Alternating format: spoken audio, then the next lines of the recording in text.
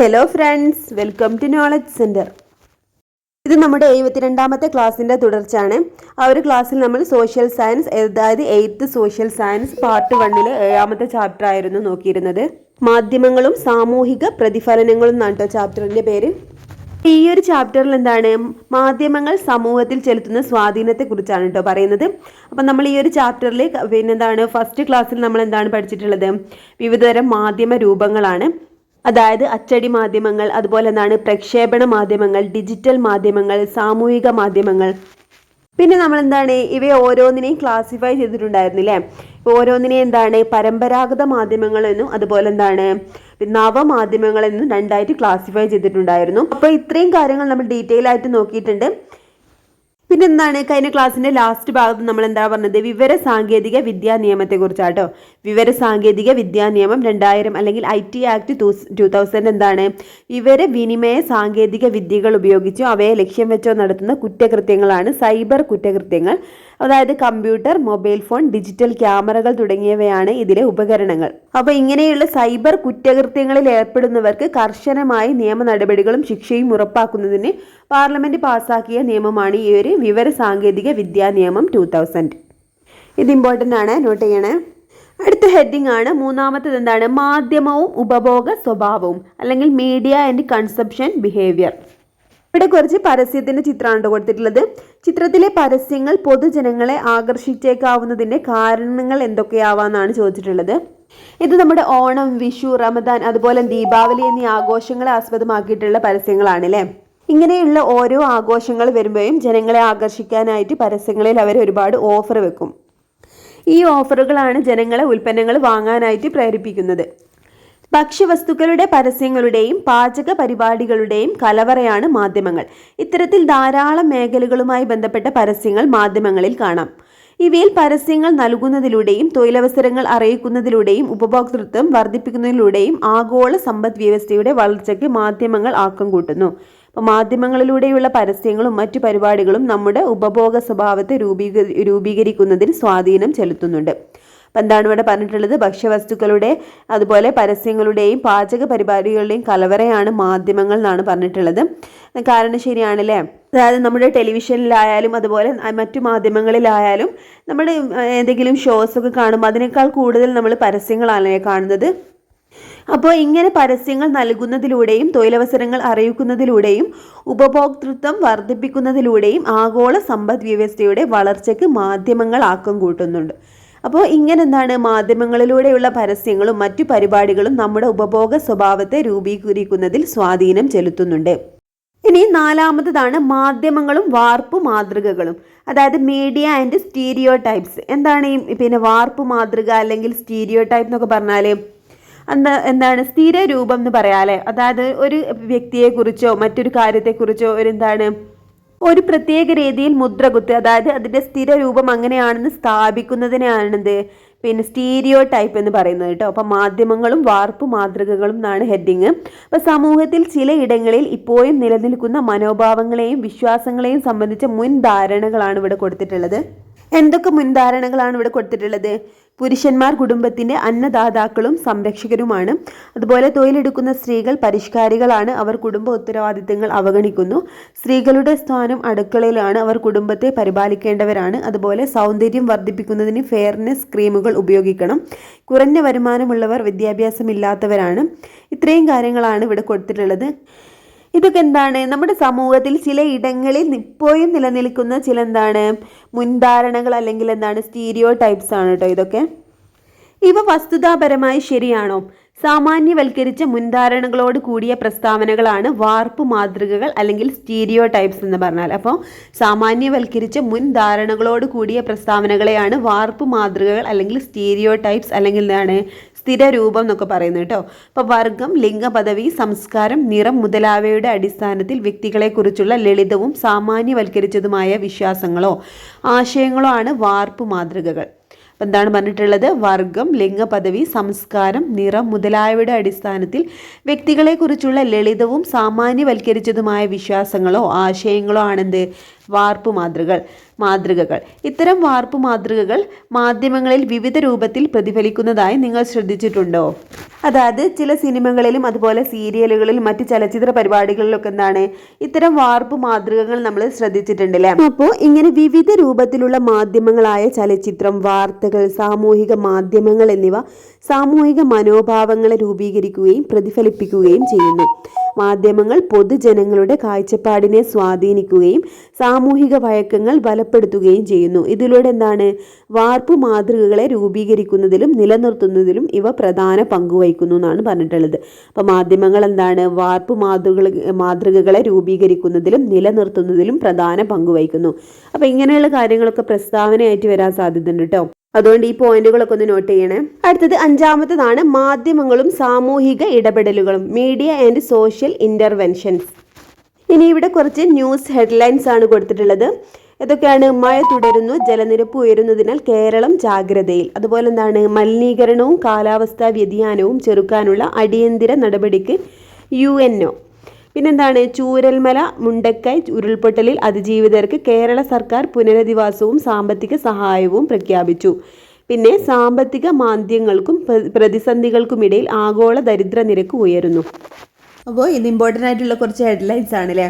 അപ്പോൾ ഇങ്ങനെയുള്ള വിവിധ സാമൂഹിക പ്രശ്നങ്ങൾ പൊതുജനങ്ങൾക്കിടയിൽ എത്തിക്കുകയും അവ പരിഹരിക്കുന്നതിനുള്ള നടപടികൾ വിവിധ തലങ്ങളിലൂടെ വേഗത്തിലാക്കുന്നതിനും എന്താണ് മാധ്യമങ്ങൾ ഇടപെടുന്നുണ്ടെന്ന് ഇതിലൂടെ നമുക്ക് കാണാവുന്നതാണ്. അപ്പം എന്താണ് വിവിധ സാമൂഹിക പ്രശ്നങ്ങളും മറ്റു പ്രശ്നങ്ങളൊക്കെ പൊതുജനങ്ങൾക്കിടയിലേക്ക് എത്തിക്കാനും അതുപോലെ എന്താണ് അവ പരിഹരിക്കുന്നതിനുള്ള നടപടികൾ വിവിധ തലങ്ങളിലൂടെ വേഗത്തിലാക്കാനും എന്താണ് മാധ്യമങ്ങൾ ഇടപെടുന്നുണ്ടെന്ന് നമുക്ക് മനസ്സിലാക്കാം. അപ്പം മാധ്യമങ്ങളും സാങ്കേതിക വിദ്യയും എന്നാണ് അടുത്തത്. Media and technology. എന്താണ് ഇവിടെ കൊടുത്തിട്ടുള്ളത്? പരസ്യ മാതൃക പൊളിച്ചെഴുതി സർക്കാർ. ഒരു ന്യൂസാണ് ഇവിടെ കൊടുത്തിട്ടുള്ളത്. കൊച്ചിയിൽ നടന്ന അന്താരാഷ്ട്ര ജൻ AI ഉച്ചകോടിക്ക് വേണ്ടി സ്ഥാപിച്ച പരസ്യങ്ങളാണിത്. നിർമ്മിത ബുദ്ധിയുടെ അതായത് AI സാങ്കേതിക വിദ്യയുടെ സഹായത്തോടെ സൃഷ്ടിച്ചതാണ് ഇതിലെ പരസ്യ മോഡലുകൾ.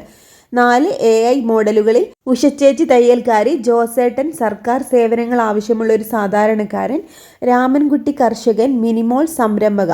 കർഷകരെയും സംരംഭകരെയും എല്ലാം ഒരുപോലെ കോർത്തിണക്കുന്ന ഈ പരസ്യത്തിലെ മോഡലുകൾ AI നിർമ്മിതമാണെന്നാണ് പറഞ്ഞിട്ടുള്ളത്. അപ്പോൾ നമ്മുടെ ഗവൺമെൻറ് പുറത്തിറക്കിയ ഒരു പരസ്യമാണ്. ഇതിലാണ് AI സാങ്കേതികവിദ്യ യൂസ് ചെയ്തിട്ടുണ്ട് കേട്ടോ. നിർമ്മിത ബുദ്ധി എന്ന ആധുനിക സാങ്കേതിക വിദ്യയുടെ ആവിർഭാവം എന്തൊക്കെ മാറ്റങ്ങളാണ് സമൂഹത്തിൽ സൃഷ്ടിച്ചിട്ടുള്ളത്? മനുഷ്യന്റെ ബുദ്ധിയെ അനുകരിക്കുന്ന യന്ത്രങ്ങൾ നിർമ്മിക്കാൻ കഴിയുന്ന ഒരു അനുമാനത്തിലാണ് കേട്ടോ ഈ ഒരു സംവിധാനം ആരംഭിച്ചിട്ടുള്ളത്.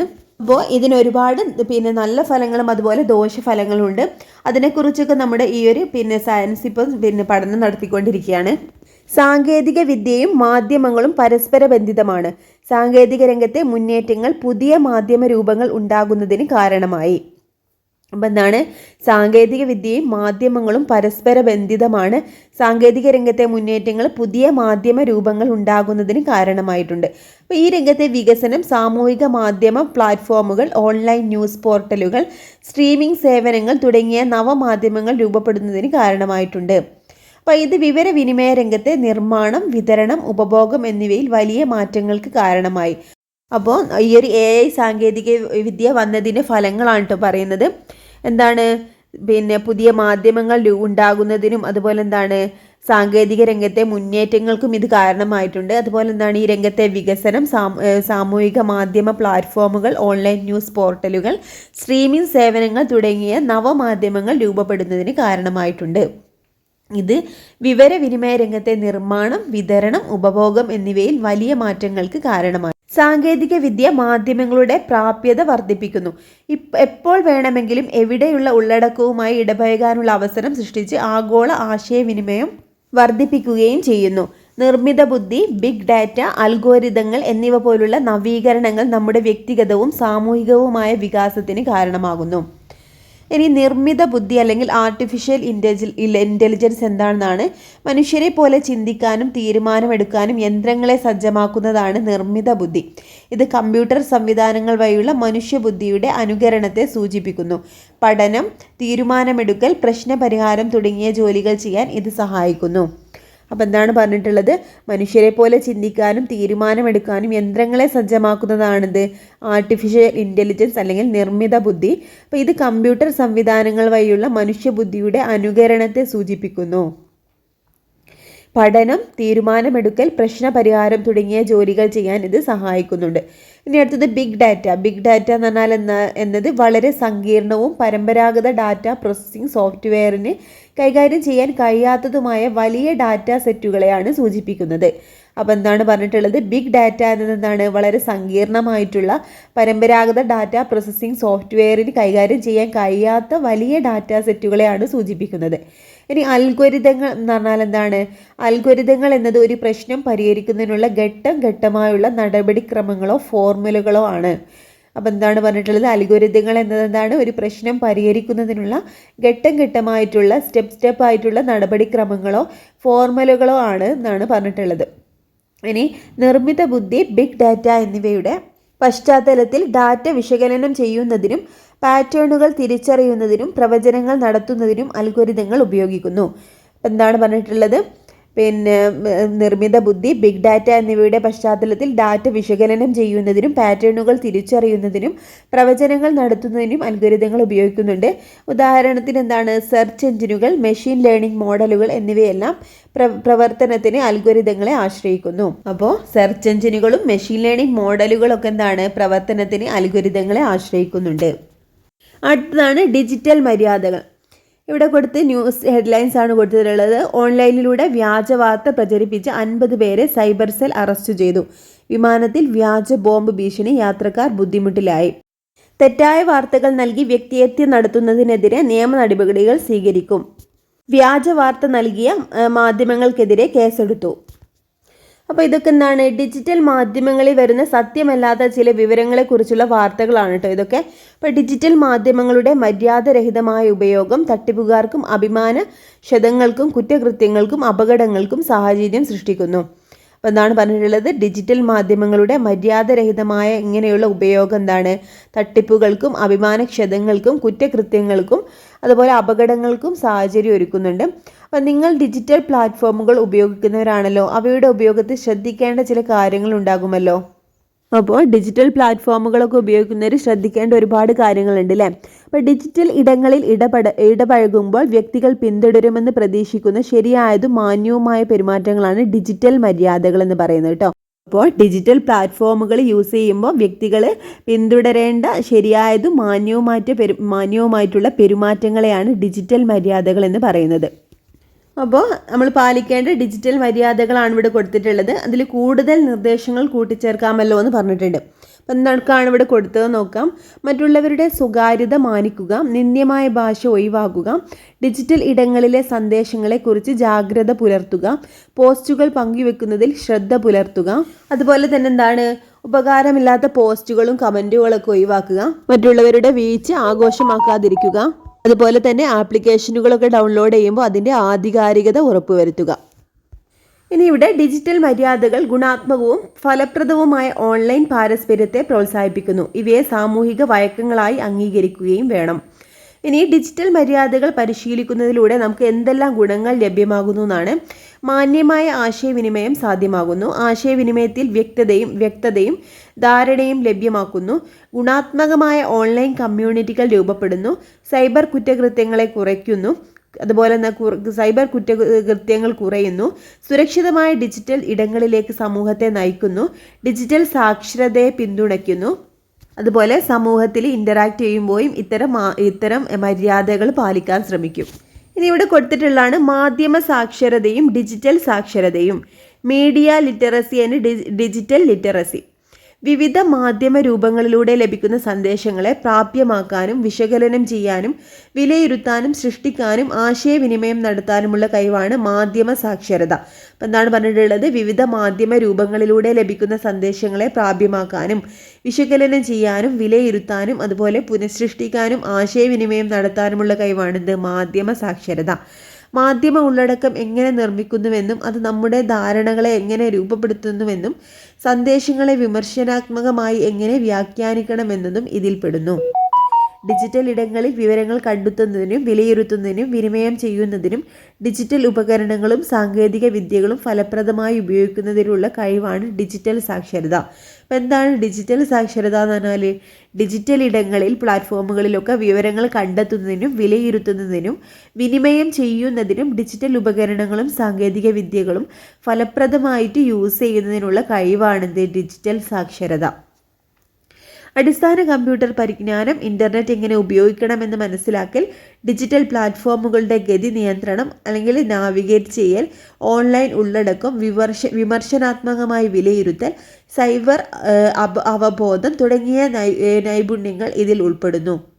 അപ്പോൾ ഡിജിറ്റൽ സാക്ഷരതയിൽ എന്തൊക്കെ കാര്യങ്ങളാണ് ഉൾപ്പെടുന്നത്? അടിസ്ഥാന കമ്പ്യൂട്ടർ പരിജ്ഞാനം വേണം, അതുപോലെ ഇൻ്റർനെറ്റ് എങ്ങനെ ഉപയോഗിക്കണമെന്ന് മനസ്സിലാക്കൽ, അതുപോലെ ഡിജിറ്റൽ പ്ലാറ്റ്ഫോമുകളുടെ ഗതി നിയന്ത്രണം, ഓൺലൈൻ ഉള്ളടക്കം, വിമർശനാത്മകമായി വിലയിരുത്തൽ, സൈബർ അവബോധം തുടങ്ങിയ നൈപുണികൾ ഇതിൽ ഉൾപ്പെടുന്നു. നമ്മുടെ ആശയവിനിമയത്തിലും വിവരലഭ്യതയിലും ലോകത്തെ മനസ്സിലാക്കാനുള്ള രീതിയിലുമെല്ലാം മാധ്യമങ്ങളുടെ സ്വാധീനം കാണാം. വ്യക്തികൾക്കും സമൂഹത്തിനും ഇടയിലുള്ള പാരസ്പര്യത്തിൻ്റെ നിർണായക ഘടകമാണ് മാധ്യമങ്ങൾ. പൊതുജനാഭിപ്രായ രൂപീകരണം, സാമൂഹിക പെരുമാറ്റ രൂപീകരണം, സാമൂഹിക വഴക്കങ്ങളുടെ രൂപപ്പെടുത്തൽ എന്നിവയിൽ മാധ്യമങ്ങളുടെ സ്വാധീനം കാണാൻ കഴിയും.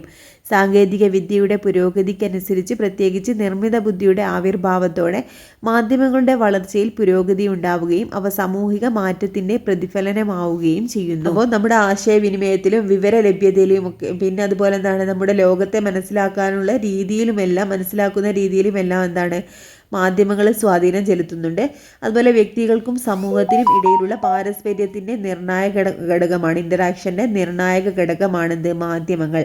പൊതുജനാഭിപ്രായ രൂപീകരണം, സാമൂഹിക പെരുമാറ്റ രൂപീകരണം, സാമൂഹിക വഴക്കങ്ങളുടെ രൂപപ്പെടുത്തൽ എന്നിവയിൽ മാധ്യമങ്ങളുടെ സ്വാധീനമുണ്ട്. അതുപോലെ സാങ്കേതിക വിദ്യയുടെ പുരോഗതിക്കനുസരിച്ച് പ്രത്യേകിച്ച് AI സാങ്കേതിക വിദ്യയുടെയൊക്കെ ആവിർഭാവത്തോടെ മാധ്യമങ്ങളുടെ വളർച്ചയിൽ പുരോഗതി ഉണ്ടാവുകയും അവ സാമൂഹിക മാറ്റത്തിൻ്റെ പ്രതിഫലനമാവുകയും ചെയ്യുന്നു. അപ്പോൾ ഇത്രയും കാര്യങ്ങളാണ് നമുക്ക് ഈ ഒരു ചാപ്റ്ററിൽ പഠിക്കാനുള്ളത്. അപ്പോൾ ഈ ഒരു ക്ലാസ് നിങ്ങൾക്ക് യൂസ്ഫുൾ ആയിട്ടുണ്ടെങ്കിൽ ഒന്ന് ലൈക്ക് ചെയ്യണം കേട്ടോ. അതുപോലെ നിങ്ങളുടെ അഭിപ്രായങ്ങൾ കമൻറ്റ് ചെയ്യണേ. ആരെങ്കിലും സബ്സ്ക്രൈബ് ചെയ്യാതെ കാണുന്നുണ്ടെങ്കിൽ ഒന്ന് സബ്സ്ക്രൈബ് ചെയ്ത് സപ്പോർട്ട് ചെയ്യണം കേട്ടോ. Okay friends, thank you.